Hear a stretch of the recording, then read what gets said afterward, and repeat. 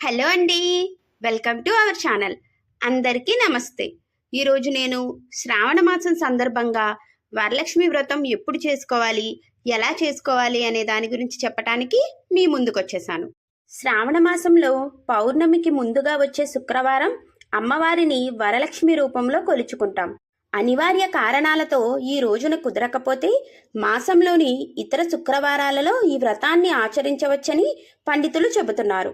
కులాలకు అతీతంగా ఎలాంటి ఆడంబరము ఆర్భాటాలు లేకుండా చేసుకునే వ్రతంతో అమ్మవారు తప్పక ప్రసన్నులవుతారని హిందువుల నమ్మకం. వరలక్ష్మి పూజ చేసేవారు ఈ విషయాలు తెలుసుకొని పూజను ఆచరిస్తే అష్టైశ్వర్యాలు, లక్ష్మీ అనుగ్రహం సొంతమని పండితులు చెబుతున్నారు.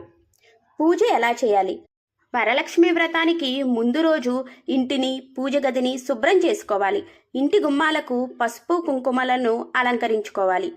పూజ జరిగే రోజున ఉదయాన్నే నిద్రలేచి తలస్నానం చేసి ఇంటిని మామిడి తోరణాలతో అలంకరించాలి. లక్ష్మీదేవిని ఈశాన్య దిక్కున పూజిస్తే శుభం కాబట్టి ఇంటి ఈశాన్య భాగంలో ముగ్గులు వేసి పూజకు స్థలాన్ని సిద్ధం చేయాలి. ఆ ముగ్గుల మీద పసుపు, ముగ్గు బొట్లు పెట్టి పీటను ఉంచాలి. దానిపై కొత్త తెల్లని వస్త్రాన్ని పరచి బియ్యం పోసి కలశాన్ని ప్రతిష్ఠించాలి. కలసపు చెంబుకు పసుపు కుంకుమ అద్ది దానిపై కొబ్బరికాయను ఉంచాలి. పసుపు ముద్దతో అమ్మవారి మొహాన్ని తీర్చిదిద్దితే మరింత శుభకరం. కొబ్బరికాయతో పాటు కలశంపై మామిడి ఆకులను ఉంచడము శుభసూచకం. అమ్మవారిని అష్టోత్తర శతనామావళితో పూజించిన తరువాత తోరగ్రంథి పూజ చేస్తారు. ఇందుకోసం 3 లేదా 5 తోరాలను సిద్ధం చేసుకోవాలి. ఈ తోరాల కోసం 9 పోగుల దారాన్ని తీసుకొని దానికి పసుపు రాసి తోర పూజలోనికి ఒక్కో మంత్రం చదువుతూ ఒక్కో ముడి మొత్తం 9 ముడులు వేయాలి. వాటి మధ్యలో కుంకుమ బొట్లు పెడుతూ అలా కుంకుమ బొట్లు పెట్టిన చోట పూలను ముడివేయాలి. ఇక పూజా సమయంలో అమ్మవారికి ఆవు నెయ్యి అంటే చాలా ఇష్టమట. అందుకని పూజలో ఆవు నేతితో చేసిన దీపం వెలిగిస్తే చాలా మంచిది. అలాగే ఆవు పాలతో చేసిన పరమాన్నం కానీ పాయసం కానీ నివేదిస్తే అమ్మవారు ప్రసన్నులు అవుతారు. వీటితో పాటుగా మన శక్తి కొలది తీపి పదార్థాలను అమ్మవారికి నివేదించవచ్చు. కొబ్బరికాయలు, అరటి పండ్లు కూడా అమ్మవారికి ప్రీతికరం. వరలక్ష్మి పూజలో భాగంగా అష్టోత్తర శతనామావళి, వరలక్ష్మి అష్టకం తప్పకుండా ఉంటాయి. వీటితో పాటుగా కనకదార స్తోత్రం, లక్ష్మీ సహస్రనామం, అష్టలక్ష్మి స్తోత్రం చదివితే అమ్మవారు మరింత ప్రసన్నులు అవుతారన్నది పెద్దల మాట. నిష్టగా పూజ ముగిసిన తర్వాత ఒక ముత్తైదువుని అమ్మవారిగా భావించి ఆమెకు ఆతిథ్యం ఇవ్వమని చెబుతారు. వరలక్ష్మి పూజ రోజున ఇంటిలో శాకాహారమే భుజించాలి. ముత్తైదువులను సాగనంపిన తర్వాత భోజనం చేయాలి. సాయంత్రం వేళ వీలైనంత మందికి ముత్తైదువులను పిలిచి తాంబూలం ఇవ్వాలి. అమ్మవారి పూజ ముగిసినా కూడా ఎట్టి పరిస్థితుల్లో ఉద్వాసన చెప్పకూడదు. అలా చెబితే ఇంటి నుండి లక్ష్మీదేవిని పంపినట్లే అవుతుంది.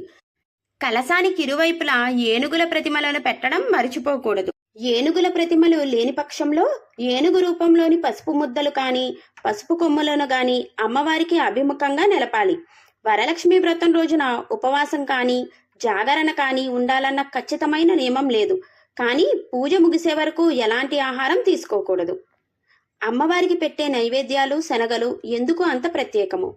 శనగపప్పు, బెల్లముతో చేసిన పదార్థాలు, పూర్ణాలు, బొబ్బట్లు, పాయసం, చక్కెర పొంగలి ఇలా ఏదైనా తీపి అనగా మధుర పదార్థాలు అమ్మవారికి ఇష్టం. ఎందుకు అంటే జీవితం మధురంగా మార్చేది ఐశ్వర్యం. అలాంటి ఐశ్వర్యం ఇవ్వాలి అంటే శనగపప్పు, బెల్లంతో చేసినవి పంచడం వల్ల వాళ్లకు ఐశ్వర్యం కలుగుతుందని పండితులు చెబుతున్నారు. వరలక్ష్మి వ్రతంలో శనగలు ఎందుకు వాయనంగా ఇస్తారు అంటే శనగలు గురుగ్రహానికి ప్రాతినిధ్యం. గురుడు ధనకారుడు, విద్యాకారకుడు. ఇవి ఉంటే జీవితంలో సగం ఉన్నట్లే. జీవితంలో డబ్బులు, చదువు, భార్యాభర్తలు చక్కగా ఉండటము, సంతానము ఇవన్నీ ఉంటే జీవితంలో లోటుపాట్లు ఉండవు. కాబట్టి శనగలు వాయనంగా ఇవ్వడం వలన గురుబలం పెరుగుతుంది. స్తోమతను బట్టి 9 మంది ముత్తైదువులకు వాయనం ఇవ్వడం లేదా ఒక్క ముత్తైదువనకు శనగలతో కూడిన వాయనం ఇవ్వాలి. ఇలాంటి జాగ్రత్తలు తీసుకొని వ్రతం చేయటం వలన మనకు మంచి జరుగుతుందని పండితులు చెబుతున్నారు. థ్యాంక్ యూ ఫర్ వాచింగ్ అండి. Please like, share and subscribe.